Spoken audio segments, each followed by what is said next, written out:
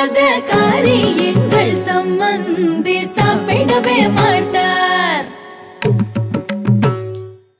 தஞ்சாரா பொடி துணை என இருக்கையில் சம்பந்தியை சாப்பிட வைப்பேனே.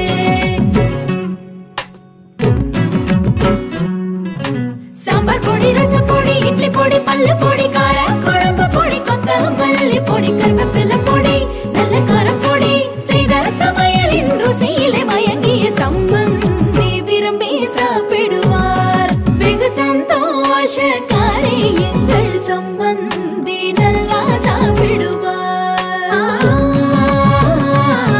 தஞ்சாரா தஞ்சாரா தஞ்சாரா. மருமகளின் முதல் சீதனம் தஞ்சாரா சமையல் பொடிகள்.